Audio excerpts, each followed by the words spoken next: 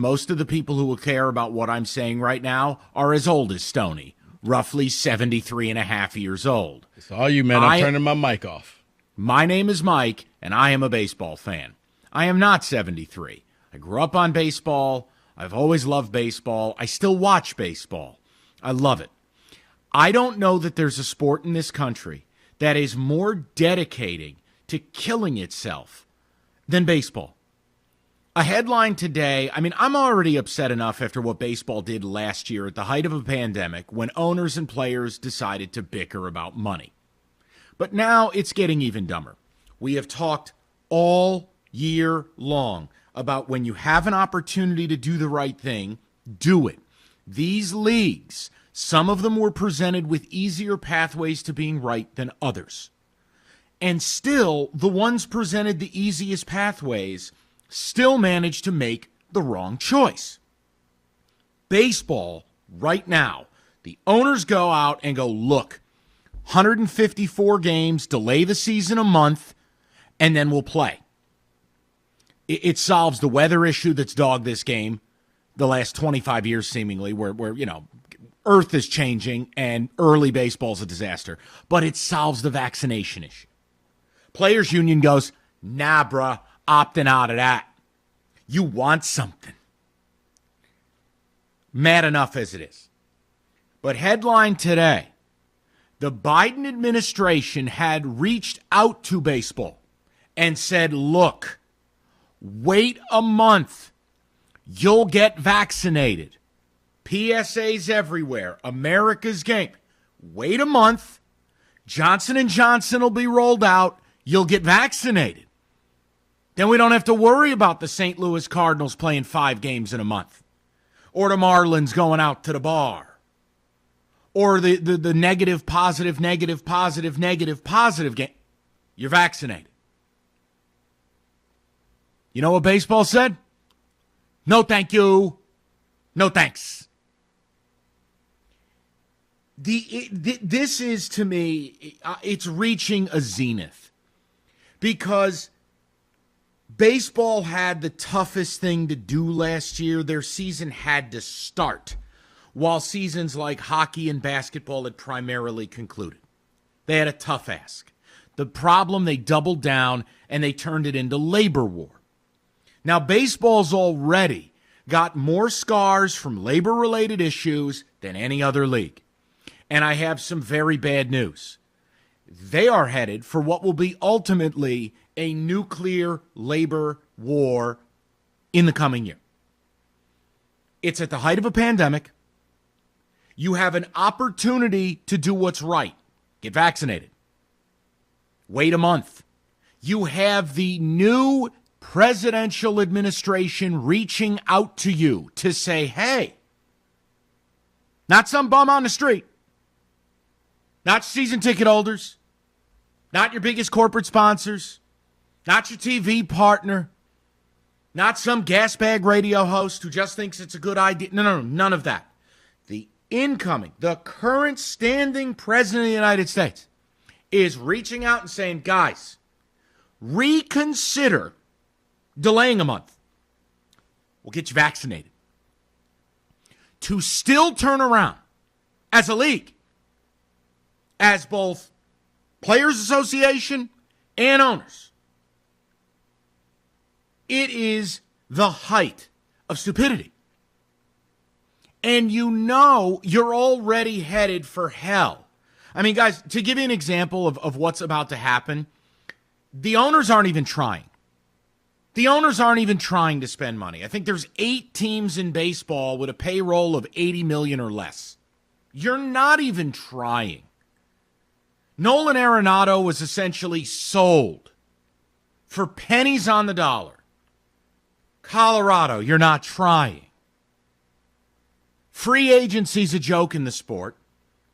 Nobody who's 30 years old gets paid, but the problem is the only guys who are free agents are 30 by the time they get to free agency. Why? A wholly unfair system where teams own players like real estate and get to keep them for 7-8 years. Then we roll through arbitration, which is still unfair. By the time you hit free agency, you're 28 years old.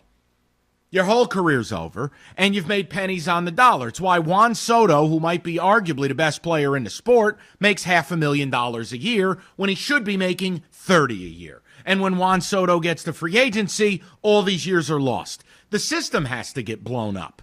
But the owners don't want to do it fairly, so they've tanked free agency the last few years, trying to teach players a lesson. The owners have then, on the fly, redesigned their organizations to value young players, prospects, don't sign anyone long-term, don't sign any free agents, we'll break them.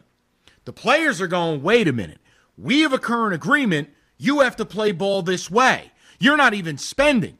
The amount of revenue keeps going up, and the amount you're spending on players keeps going down. Guys, look at the facts. These are facts I'm spitting. These aren't opinions. These are facts. The owners keep making more and more and more. The amount they spend on players, less and less and less and less and less. That's not good faith. They're trying to rig the labor agreement. So that's created a situation where at the height of a pandemic, the owners want to go, hey, delay the season a month. We'll chop 8 games. We'll play the deal. The president comes in and goes, guys, delay a month. I'll get you vaccinated. And now the players have such a toxic relationship with owners, have such a mindset about their money, partially right, partially wrong, that they can't even see through the forest in front of them. They can't even see that there's a pathway on the other side of it. And instead of going, you know what? There's going to come in a time and a place where I'm going to put a battle axe in the back of your skull. But that place is not today, and it's not here, and it's not now. Do the right thing. Let's delay it a month. Let's get vaccinated. But let me tell you, this labor battle, we're going to fix this system. You're going to pay. But no one wants to be an adult in the room. No one. Even last year when baseball's owners were presenting offers, they weren't even offers. I mean, it was the equivalent of like bartering with a child for their box of Crayola. Well, I get 3 crayons and you get 1. Isn't that a great deal? No? Well, then I'll take 4 and you'll get 1. Well, that's not a better deal at all. That's what the owners kept doing. So it builds mistrust. So even in a situation where everybody should be able to come together, figure it out, backpedal a month, play a few doubleheaders, everybody's going to be all right, we're going to get the vaccine, you can't even come together to do it. And what's happening is the death of baseball. You better enjoy the revenues now. Because every year, your prime fan base is dying. And every year, you're going to get closer and closer to a television deal that ain't going to be nearly as sweet. People do not watch this game. People do not play this game. People do not care about this game. Put on Cardinals-Astros on a Sunday night and then compare it to Rams-Niners on a Sunday night. No one watches baseball. Nobody watches the Tigers. Nobody watches any of these games. And certainly people don't go to them. Have you seen the attendance problems? They're massive. This is before I get to the issue about the pace of play, about how analytics have driven fans from the game because as much sense as they make in winning a game, they make it horrible to watch. A comparison some of you may understand since none of you watch baseball. It's like James Harden ruining basketball. It's terrible to watch, but it works. I'm losing my ability to care about this sport. And I'm losing my ability to feel sorry for either side. It is amazing to me if you told me at the start of this pandemic that by the next baseball year, the big ask by owners or by the President of the United States would be to backload the season a month and we'll get you vaccinated. If you told me in March and April, as we were all scared bleepless, as we saw freezer trucks in New York City, we were talking about mystery Navy boats floating in as hospitals. If you told me a year from now we would have a vaccine, it would be deliverable, and we could play baseball uninterrupted with a really nice chance of fans in the second half of the season, I would have told you you're insane. But that's exactly what's been presented. And baseball's not smart enough, doesn't trust each other enough. They can't even talk to each other. They're a husband and a wife sleeping in separate beds, in separate bedrooms, and one works days and one works nights. They don't even talk to each other. And they're sure as hell not screwing. I'm disgusted.